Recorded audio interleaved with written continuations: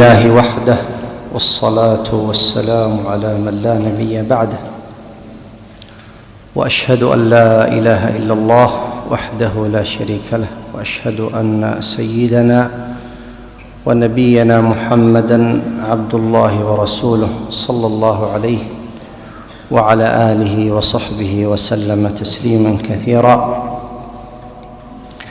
يقول الشاعر رحمه الله: أتى رمضان مزرعة العباد لتطهير القلوب من الفساد، فأد حقوقه قولاً وفعلاً، وزادك فاتخذه للمعاد.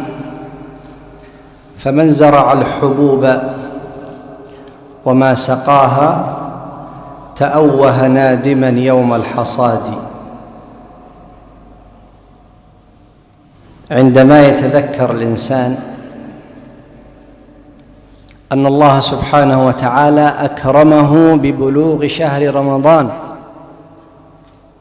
هذا الموسم المبارك، ثم يسارع وينافس ويسابق في فعل الخيرات، فإذا انتهى رمضان ونظر إلى خلفه فوجد ما وفقه الله سبحانه وتعالى إليه من الأعمال الصالحة، من صيام وقيام وتلاوة للقرآن وصلة للأرحام وصدقات وبر وإحسان، فإنه يفرح بهذا الخير. لكن لو مر عليه رمضان والتفت إلى ورائه وقد قضى أيام هذا الشهر نهاره في النوم والعمل، وليله في السهر واللعب واللهو ومتابعة المسلسلات والحلقات والمسابقات، فكيف يرضى هذا على نفسه أن يكون مع أناس يأتون يوم القيامة بالأعمال التي تبيض وجوههم عند الله سبحانه وتعالى، وهو يأتي وليس لديه شيء من الأعمال؟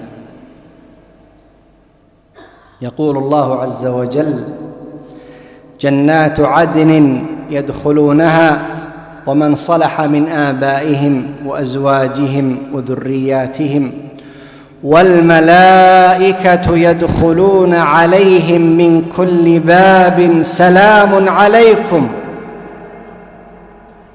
بماذا؟ بما صبرتم.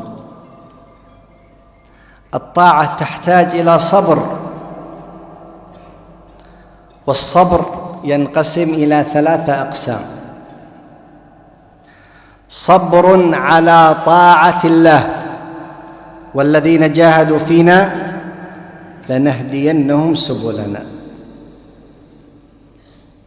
إذا وفق الإنسان إلى الصبر على طاعة الله سبحانه وتعالى فقد فاز برضوان الله وكرمه. وصبر عن معصية الله، لأن الإنسان قد تدعوه نفسه إلى المعصية بطبيعة الحال، كما قال النبي عليه الصلاة والسلام: ما من مؤمن إلا وله ذنب يقيم عليه يعتاده الفينة بعد الفينة، أو ذنب يقيم عليه حتى يفارق الدنيا. هكذا أخبر النبي صلى الله عليه وعلى آله وسلم. فإذا صبرت عن المعصية فهذا توفيق من الله سبحانه وتعالى. وإذا خلوت بريبة في ظلمة والنفس داعية إلى الطغيان فاستحي من نظر الإله وقل لها: إن الذي خلق الظلام يراني. وصبر على أقدار الله، وهذا ركن من أركان الإيمان، أن تؤمن بقضاء الله وقدره. فالصبر على القيام وعلى الصيام وعلى تلاوة القرآن وعلى البعد عن المحرمات والشهوات والشبهات، هذا من توفيق الله سبحانه وتعالى للعبد. أما والله لو علم الأنام لما خلقوا لما هجعوا وناموا، لقد خلقوا لأمر لو رأته عيون قلوبهم تاهوا وهاموا، ممات ثم قبر ثم حشر وتوبيخ وأهوال عظام.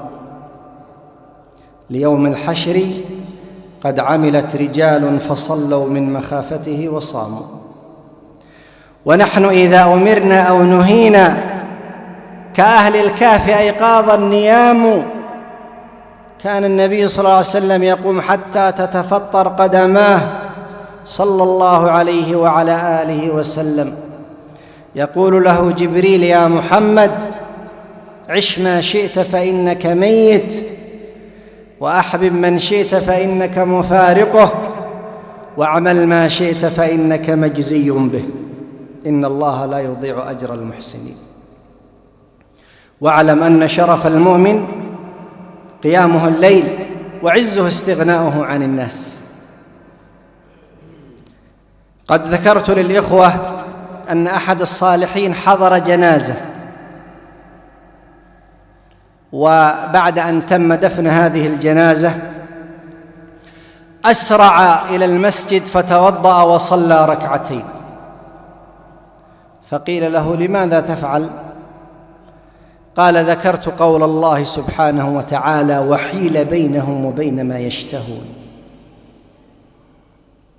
فاشتهيت الصلاة فذهبت إلى المسجد وصليت. لماذا؟ لأن الميت انقطع عمله، كما قال النبي صلى الله عليه وعلى آله وسلم. في هذه المقامات من العام الماضي كان معنا إخوة يجلسون فيما بيننا، وهذه السنة اختارهم الله عز وجل إلى جواره، وكأني أنظر إلى أماكنهم الآن فيما بينكم. فما دامت الروح في الجسد فعلى الإنسان أن يعمل الصالحات، فمن يعمل مثقال ذرة خيرا يره، ومن يعمل مثقال ذرة شرا يره. ونتذكر قول النبي عليه الصلاة والسلام عندما قال: عندما تحمل الجنازة على أعناق الرجال إن كانت صالحة تقول ماذا؟ قدموني قدموني. هذا هو الصلاح. إذا لم يكن الصلاح في الصيام والقيام وتلاوة القرآن والركوع والسجود والتضرع بين يدي الله عز وجل، فما هو الصلاح؟ إذا لم يكن الصلاح هو البقاء على هذه الموائد، موائد الكتاب والسنة، فما هو الصلاح إذن؟ وإن تك غير ذلك تقول: يا ويلها أين تذهبون بها؟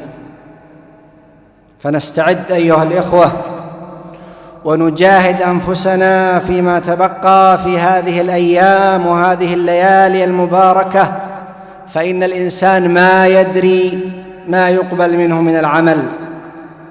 ولا تشغلنا الحياة الدنيا، وندعو الله سبحانه وتعالى دائما بالمعونة، لأنه لا حول ولا قوة للعبد إلا بعون من الله سبحانه وتعالى. أسأل الله جل وعلا بمنه وكرمه أن يجعلنا من المقبولين. نكثر بارك الله فيكم من التضرع بين يدي الله في الركوع. قال عليه الصلاة والسلام: أما الركوع فعظموا فيه الرب، وأما السجود فأكثروا فيه من الدعاء، فقمن أي حري أن يستجاب لكم. فإذا كان الإنسان ساجد فليدعو الله وليلح على ربه سبحانه وتعالى في الدعاء، لأن النبي صلى الله عليه وسلم يقول: من لم يسأل الله يغضب عليه.